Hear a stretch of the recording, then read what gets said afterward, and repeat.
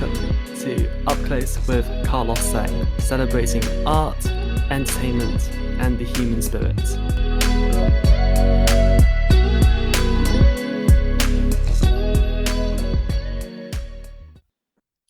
Welcome to another episode of Up Close with Carlos Zheng. My next guest is a multi-Grammy, Tony, and Emmy Award nominated composer. His shows Bonnie and Clyde and Death Note dominated the West End last year, and we are so excited to have Your Lie in April coming back to London this summer. It's a huge delight to be able to introduce the wonderful Frank Wildhorn. Thank you so much for joining us. Thank you. Did my mom tell you to say all that? No, Thank I you so mean, much. It's good to be here. It's good to be with you. so lovely to have you here on the show. Yeah, so last year we obviously saw the premiere of Death Note the musical in London. This year we've got Your Lie in April, both really love pieces in the manga world. When did you sort of begin to realize that this would be great material for a musical? Okay, here comes the story. So I first of all, I have a home in Japan. I live in Tokyo. I live a few other places, but I have a home in Arayama in Tokyo. My wife, Yoko Wow, and in Japan, Takako to me, is a very big, important star and fashion icon there and kind of a legend of Takarazuka. She was the longest running top star of Takarazuka and the first Asian to do Chicago and New York and many, many, many other things that she does. So, Japan and Tokyo is a home for me. And after this next year, I will have had 25 shows there. So I had the most from an American, and I'm, part of the scene there. I do a lot of Frank and Friends concerts and all of that. And I work with many producers there pretty consistently. And about, I don't know, 8, 10 years ago, I could be wrong. After one of my openings, they gave me a package on the plane and it was Death Note. And they said, look at this and see if you want to do this. It would be the first manga full musical, a real full musical, as opposed to the 2.5 things they do sometimes. This would be a complete thing. So I took it home. I thought it was such an interesting source material. Like I always describe the bigger picture here of it's like if you didn't know Greek mythology and today somebody opened the door to Greek mythology, all those great characters, all those great stories. It's just such an enormous, unending well of source material, but coming from a different place, coming from this Japanese wonderful, wonderful spiritual place. Anyway, my son, I have two sons. My oldest son, Justin, is kind of a Japaneseophile and an expert in manga and anime and all of that kind of stuff. And so when I took it home, I said, Justin, they gave Dad this thing called Death Note about doing a musical. And I'm telling you, he said, Dad, this is so much hipper and cooler than all the stuff you do in New York, except he didn't use the word stuff. Uh, and he said, you tell them you're going to do this right now. Call them back. So I said, okay, okay, okay. So my son, Justin, my oldest son, he started all of this with Death Note. And of course, Death Note has turned out to be an amazing adventure, winning Best Musical in Seoul last year. And I'm sure you will be hearing some big news about Death Note sooner than later, as vis-a-vis coming to the West End and all that kind of stuff. But what happened is a couple of years later, another one of the big producers that I work with there, who's very competitive, said, "Hey, wait, whoa, whoa, whoa, whoa! You did Death Note for those guys. What about us?" And they threw some ideas at me, none that really made me feel like, well, that's a musical. And again, my son Justin said, I said to him, what am I going to do, now? And he said, go on Netflix and watch this thing called Your Lie in April. And when you're finished crying, call me. And so I watched it. I watched it was like 22 episodes in a row. And of course, at the end, you're in tears because if you're not in tears, you're not human. And I said, okay, I get it, I get it, I get it. And so I called the producers and I said, get me the rights to this and I'll do that. And they did. And so here we are. I'm talking to you. And it's an amazing journey because, as you know, it's only a few weeks ago when we did the concert. And to turn that around that fast is well, that's the first in my career anything like that ever happened. So it's beyond exciting at the moment. Yeah, I mean, it's an amazing journey. I think like musical theater fans were like so excited for Your Lie in April when they heard the concept albums. And when an English version of the show was announced to be coming over to London, I think loads of people were really, really excited. Why did you want London audiences in particular to be the first to hear, the English version of the show? Well, in the last few years, I've just made some wonderful new relationships in my life with both creatives and business people and producers in London. And everyone, you have some great singers there that I'm actually working with right now. Making records with, and then you have CDM, the young producing company that is that, and they're all manga freaks over there. So they literally, those guys literally went to Japan and got the rights for me to do these things in the West. So they were the first to, be aggressive and get those rights. And so once they did, of course, that just pressed the green light. Let's go do these things. And then, my partner Nick Winston, he's so brilliant. First he did the Bonnie and Clyde concert, and I came over and I thought it was going to be a bunch of people standing up and singing the songs, and it was not that at all. It was an actual, like, amazing presentation of the show, you know. And then he's done that twice more with Death Note and with Your Lie in April. And we seem to have a really cool partnership going on right now. And the excitement that these things have caused have all led to further either tours or movie versions or just the lives. But it's all been kind of London centric, with London partners, both business and creative. So why not? Yeah, yeah, definitely. I mean, like the concerts of Bonnie and Clyde and for Death Note, there were such special occasions, and it seemed quite inevitable that Your Lie in April would be a similarly really special occasion. Was it important for you to to present these works as a concert first before going on to something further? Yeah, it was after I learned this amazing kind of new system that Nick has kind of created. In New York, of course, I'm always doing workshops of new shows. And when you do the workshop, you do them in a rehearsal hall. And after a week or two, you invite investors and producers to see them. And then you see, you get the feedback and you go from there. But this thing that Nick has started, where you basically, if you do three performances, so you get 6,000 people are going to come and see what you've done, including all the investors and theater owners and all of those people. But then you get the real public, to come. And so, from an artist point of view, you learn so much from the audience, that you don't learn from, 20 cynical, investors sitting there. Now you have real people. And in the case of Death Note and Your Lie, people dressed up as the characters, and I didn't know that was going to happen. Honestly didn't realize how huge that whole Comic Con world was. And the Comic Con world is bigger than the theater world, as you know. And Yeah, so, if all of a sudden they can embrace these things, my God, that makes one very optimistic about the future because it's a new audience, it's a non-traditional theater audience. And so again, I have to give credit to Nick and the producers that have, encouraged and supported him doing these versions. And because you really get a version of the show, the response to it and what you learn is greater. You know what I mean? Because they're seeing the whole thing and feeling it and all of that. And thank God so far, knock on wood, that the response has been so good on these things that they are both taking on these huge lives right away.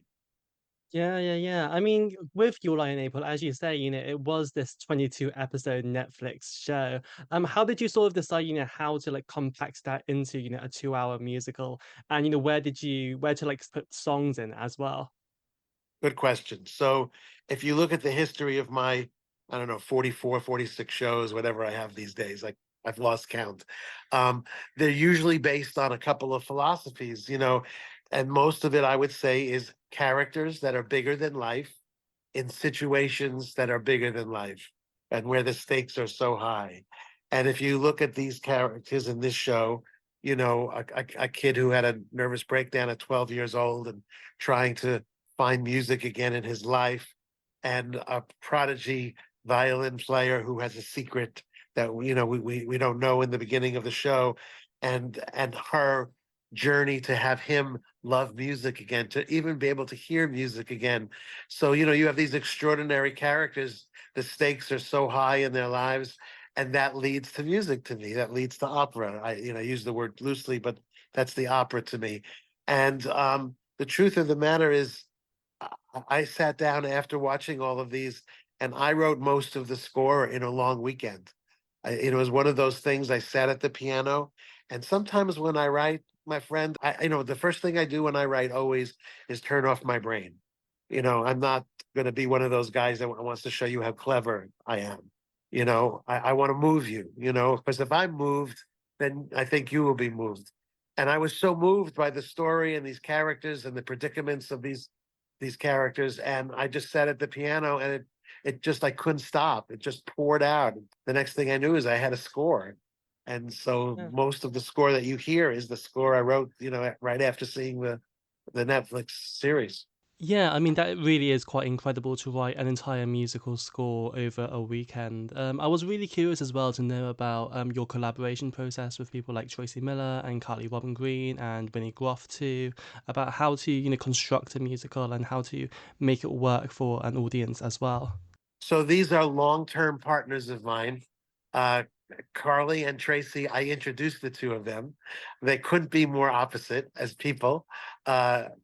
Tracy was a Broadway star. She was Penny Pinkerton in Hairspray on Broadway. She was in My Dracula on Broadway, a wonderful performer who always had a great knack and a quirky knack for writing, and very individualized. And I always loved her stuff. Carly is an Ivy League girl from Philadelphia, really, really smart. I think she's had like almost 200 songs of hers on TV and films and stuff like that. And I just had this funny feeling that if I put them together, something cool would happen. And we're on like our sixth show together. And there is what do you call it? The reaction to their work has been so wonderful. Rena Graff is the head of playwriting at NYU, a great playwright, a lot of shows at the Public Theater, including one for Mandy Patinkin. And I just always loved her writing, and always thought, wow, if I could talk her into doing a musical, that would be like a cool thing. She's like a intellectual from the West Village kind of a thing. And, I did. I did. And then I put us all together in a room in New York, and the chemistry seemed to work. And now it's been some years, and we're doing our thing, many shows around the world. And so it's an exciting collaboration. And it's, like all musicals, it's very homogenized. It's like playing tennis back and forth. You're hitting the ball back and forth, and you go from there. But they also, like me, fell in love with the source material and the emotion and the heart of it. This show is all about the heart of it, right? I mean, and if you tap into that and communicate that well, audiences give it back to you, and they certainly have so far.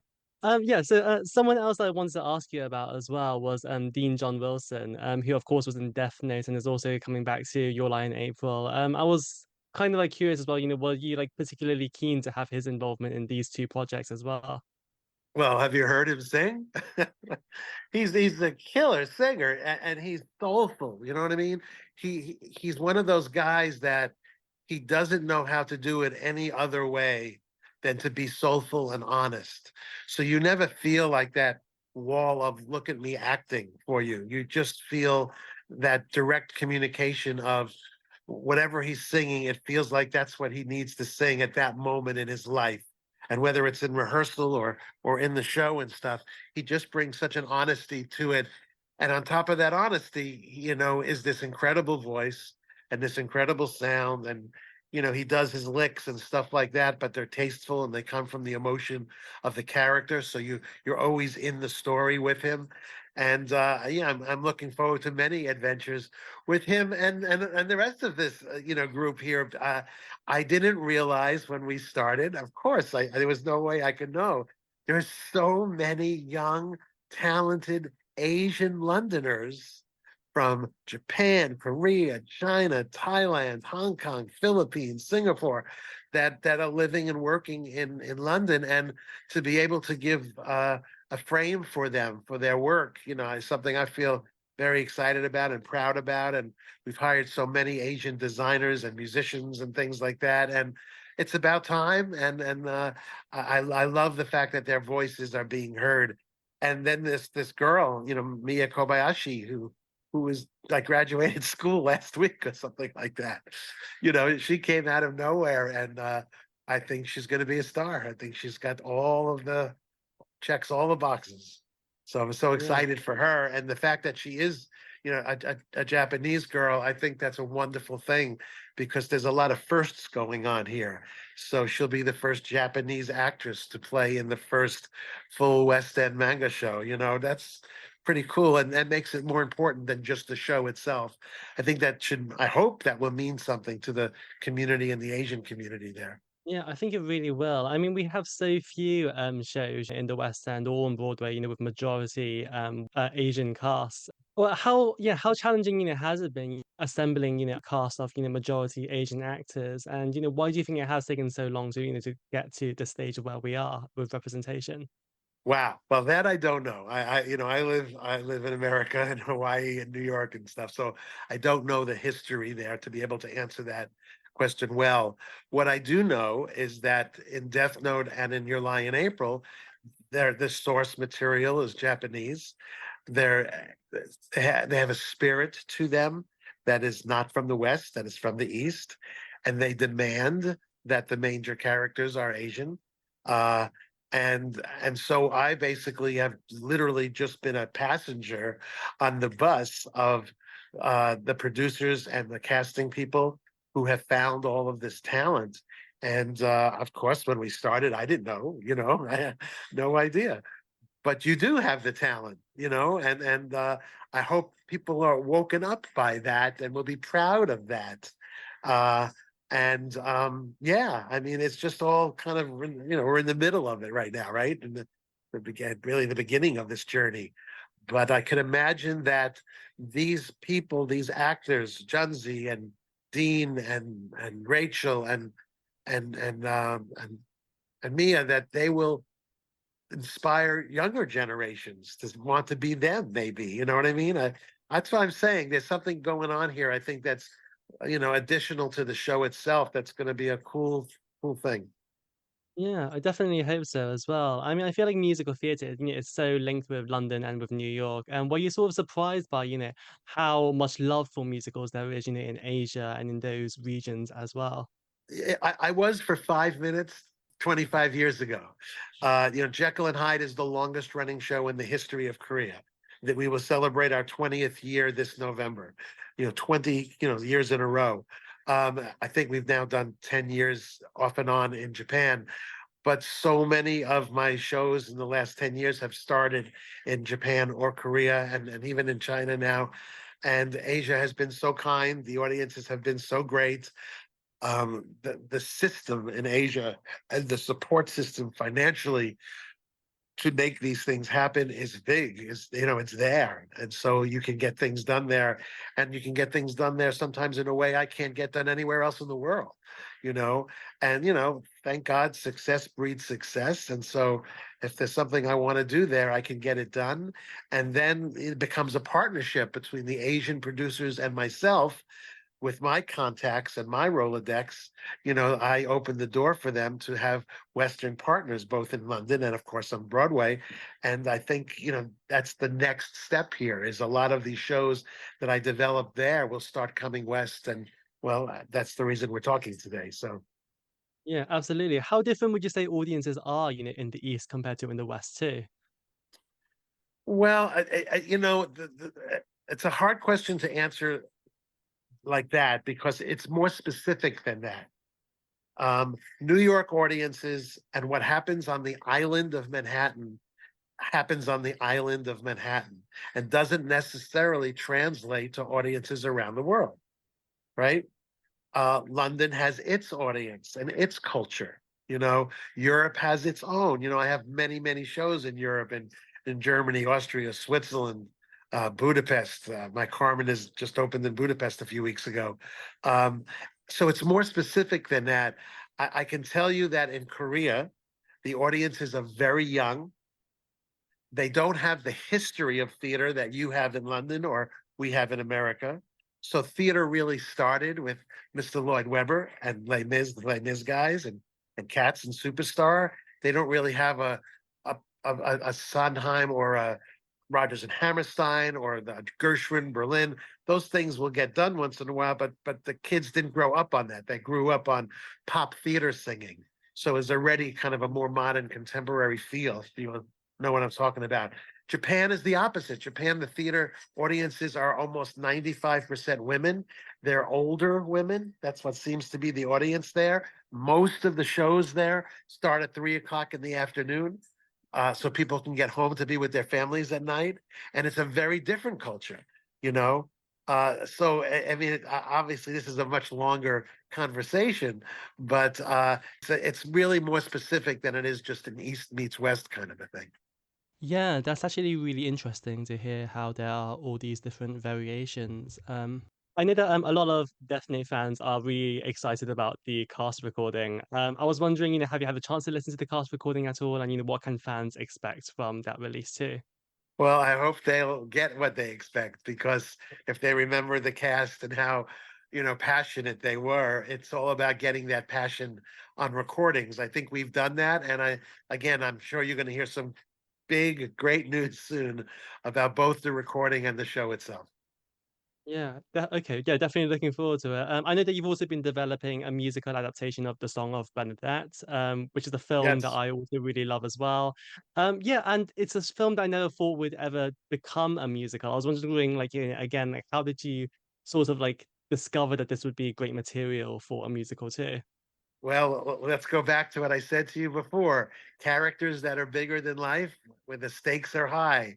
So if you're a teenage girl and you see an angel that tells you to dig, and there is water that will heal the community there, okay, that's a bigger than life character, and the stakes are pretty high because everyone thinks she's insane and wants to put her away. And of course, she's proven right, and she causes a little ripple in the pond, which causes a bigger ripple in the town, which causes a bigger ripple in the world. And that's why we know the Song of Bernadette. And I'm very excited about that show. Chris Catelli is directing and choreographing that show for me. And it's going to be a wonderful adventure. I just, the manga thing right now is so hot, and I didn't push it that way. It just happened that way. So I think Song of Bernadette will absolutely be a show on the West End and on Broadway. But the focus right now is going to be on Your Lie in April and Death Note. Yeah, I mean, like you mentioned your son earlier as being, one of the big drivers, of the manga musicals. I was wondering, what has his reaction been to these two shows as well so far? Well, he loves them, and he laughs at me, because he takes all credit for this, and he should, because if he didn't push me and if he didn't give me these ideas, I might not have gone there. Um, and once he opened the door, as you get older, sometimes it's harder to open more doors. And so I fight every day to keep those doors open, to keep creatively open, to keep listening to what's going on today. And what does that mean? And if younger generations are loving it and the artists are communicating with them, then I need to know why, understand it, and then how can I use that? And both of my sons, my younger son is an amazing singer-songwriter whose single came out this week. His name is Jekyl Hyde, so I would have everybody check it out on Spotify.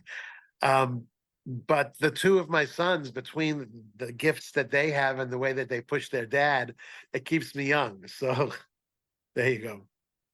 Oh, amazing. I mean, you've written, dozens and dozens of musicals over your career. Has the process gotten easier over time, or is it still as challenging as, when you first started too? Everyone is like climbing Mount Everest. In the 80s and early 90s, my life was pop music, right? Whitney Houston and Hootie and the Blowfish and Kenny Rogers and the Moody Blues and yada yada yada. And that was easy. You know what I mean? You just study the artist and you study their tendencies. You sit at the piano with a sense of freedom because it's pop music, and you just go and see where it takes you. And I was very blessed to have wonderful publishers in the early part of my life that helped sell my songs and all of that. Every time I say yes to a theater project, I know it's going to be years of my life. I know it's going to be hard. but the joy is the writing. The joy is the reinvention of yourself when you're at the piano and you're going to do something in a new culture with a new history and a new characters and a new musical style or a new vocabulary. I love that. I'm a person, I can't wake up in the morning if I don't have a mountain to climb. And doing musical theater is a huge mountain, let me tell you. But, as long as I can do it the way I want to do it and be joyful about the process, and be myself in doing it, that's the thing that's become easier. When I started, it's a good question you asked, because when I started doing it, they didn't want me to become myself, right? I'm a self-taught musician. I'm a jazz guy. I've played in black soul bands all my life. I somehow stumbled into theater in 1988 when I met the great Leslie Bricusse, who took me under his wing. And that same year was the year this beautiful girl named Linda Eder won Star Search, who became the muse for me and later on my wife. And I wrote Jekyll and Hyde for her. And all of that just kind of happened in a naturalistic kind of way. And the next thing you knew, I was doing theater, but I was bringing my pop sensibility to that. And, I took a lot of shots for that in the beginning of my career. That's what's gotten easier because as the time has gone on, the pop world and the theater world have become friends finally. Not all the time, but they have, and so it's easier to be myself and to bring that sensibility that I used to take a lot of flack for. Now it's just, oh, do more of that, do more of that. And certainly Death Note and Your Lie in April are two of the youngest scores I've ever written. You know what I mean? I mean, the characters are teenagers. It demands that they're young scores and that the music is hip and speaks in a musical vocabulary to young audiences today. And in a way, as I think about it, as now since you asked me that, those two shows were in a way taking me back to some of my original, inspirations as a pop songwriter, because I'm trying to do that for these young characters because that's what they would listen to and what they would think about. And so, good question. Yeah, thank you. Yeah, I mean, when you look back on your early pop career days, and you've got songs like "Where Do Broken Hearts Go" by Whitney Houston. Are you surprised by like how well these songs have aged over time? You turn on the radio and these songs come on. Like, does that take you by surprise at all? Yes, the answer is I'm so lucky and grateful and humbled. And Jekyll and Hyde's 35 years old, and it's as relevant today as it's ever going to be. And you're going to see an announcement about Jekyll in London pretty soon as well. And it is, you when you write these things, you don't know the lives that they're going to take on. They seem to take on their own lives, and you don't know the longevity of anything. But I think in that way, we've been extremely lucky, because of what you just said, that they're still relevant. These shows are relevant, these songs are relevant. The songs from Jekyll and Hyde, the Someone Like You's, the In His Eyes, the New Lives, This Is the Moment. I mean, come on, they're gifts that keep giving. Yeah, absolutely. I mean, when you look back over your career as well, how much would you say the industry has changed too? Which industry? Because I've been in two industries, both simultaneously for many, many years now. Yeah, I guess the musical theater industry mainly. Well, the musical theater industry has changed, and it has finally, there was a time where, the golden age, of course, was Gershwin and Berlin and Porter, Rodgers and Hammerstein. You had all of that. And then the big change was because now you're talking about these master classes that I do. So I'll try to keep it short. But, pop music became pop music, starting, obviously with Elvis, and then when the Beatles exploded and all of that. And then so the popular music of the day was rock music, right? And that was the music of the youth of the world. And it seemed like for a time, the theater people kind of rounded the wagons to protect themselves and were very, very against that. And then, once in a while you had your rare exception like Hair, you know, but so that had to change. And of course, Superstar changed a lot of that, because Superstar had real hit songs and had pop and R&B musical vocabulary mixed in with great theater and stuff. And that's why it's such an important show and such an important show to me. If I didn't see the movie of Superstar, I would have probably never even written theater. I didn't see the show. I saw the movie at 14 years old. Yeah. and so there's a history there, and so what's changed there is now it's much more homogenized. Now, there's an acceptance of things that weren't accepted before, people that weren't accepted before, and that's the good news. That's good because people are pushing the envelope, and a very, very famous, much more famous than the writer producer said when I did Jekyll and Hyde, he said, Frank, you're like the first wave on the beach of Normandy. You're going to take a lot of shots, but you're going to open a lot of doors. Because I wasn't Elton John or Paul Simon, doing theater. I was just a blue collar songwriter that if stars weren't recording my songs, my kids weren't going to eat. So I was coming from a little different place when I entered theater. And I, slowly but surely, those doors have opened, and that's why I think we are where we are today. So that's the good news. The tough news, of course, is financially, especially in New York. It's become so expensive to produce. The tickets are so expensive that the money's become almost, so much that it's hard. It's hard to make it work, but that's another conversation. So that's my short form answer as far as theater goes. In music in general, what's changed is the best way to tell you what's changed is to tell you this. In the 80s, when I was doing pop music and that was my life, you had the Billboard 100 charts, right? 100 songs on the charts.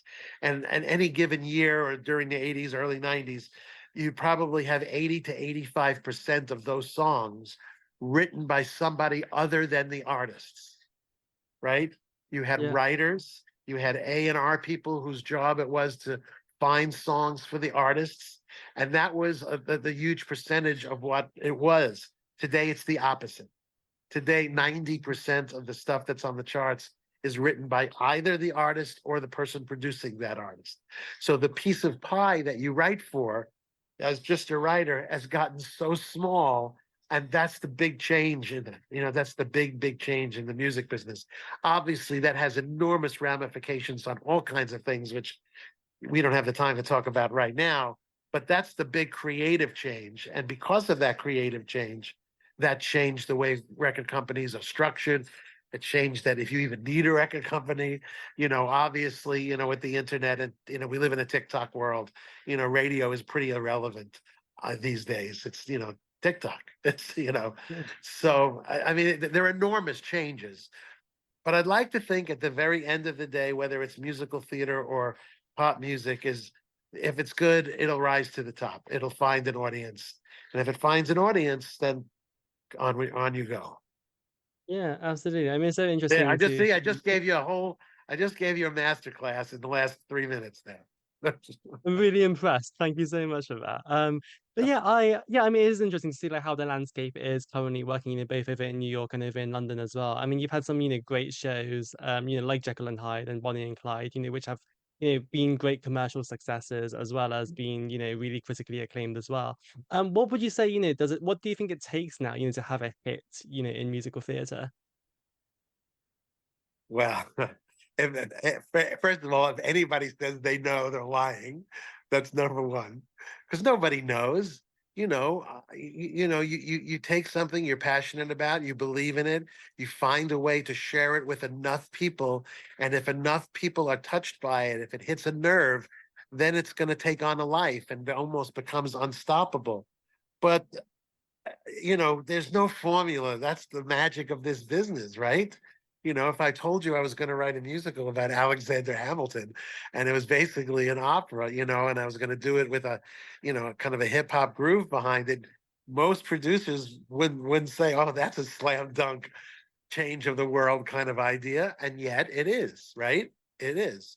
So it's a beautiful thing. That's the thing about this business. You don't know where it's going to come from or what it's going to be, and you just you give it your best. And the best you can do is put it out there and share it, and then the people will tell you at the end of the day. Of course. I mean, you've done so much incredible work, both in the pop music industry and also in, the theater industry as well. Do you ever see yourself, retiring or stopping at all? Do you see yourself continuing to, keep on going as well? My dear champion and father figure in the business, Leslie Brick, passed away the year before last. He was 90, and he was working on a new show. Right? Uh, Last year there was a show on Broadway called New York, New York, and it was written Mm, by John Kander. He's 97 years old. God bless yeah, him.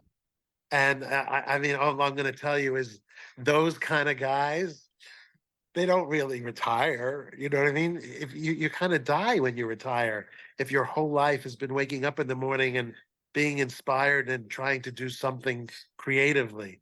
So I hope I'm never going to stop. What I keep doing is trying to be a student, of the work, and that's why last year, I premiered my first symphony, with the great Vienna Symphonic. I was the first American to have a debut with the Vienna Symphony. It's called the Do Now, the symphony, and it exists. It's out there. And now I'm doing my second symphony, and I've been commissioned to write more classical music.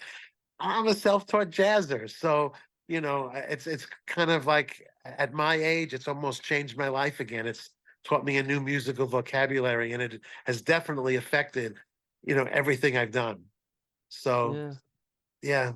Yeah, I mean, it's remarkable, the amount of styles that you've, like, experimented with as well, from pop to jazz to rock to classical. Were you ever worried about being pigeonholed as an artist as well? Well, I wasn't, but it happened. I was too stupid to know that I do that to you.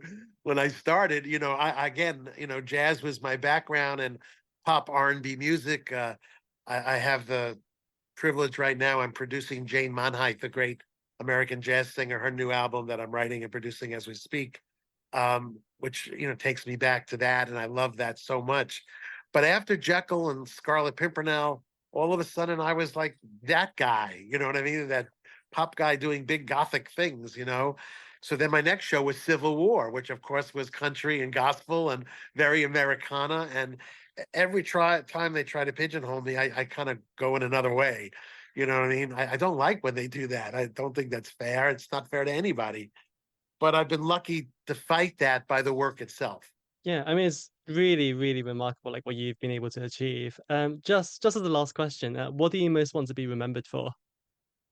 Oh, good question. Being a joyful warrior. I'm a warrior. I fight the fights, but there's a joy in it. I am accused all the time of being Peter Pan and not being cynical enough, and not being hardened enough. But I love my life the way it is. And you wake up in the morning, you got to look in the mirror and like what you see. And there is if there's one thing about all these things I do it with joy. There's a joyfulness about it, and then I try to be generous and share it and pass it down and that kind of stuff. And the work will speak for itself, long after I'm gone. I hope it's still speaking. But just the joyfulness in which I've approached all of this. Yeah, and being a good dad. Yeah, absolutely. Really wise words. Frank Wildhorn, it's been such a pleasure talking to you. It's been a pleasure. Wonderful. I hope I'll see you at opening night. Yeah, definitely will do. Thank you so much. Please come and say hi, okay?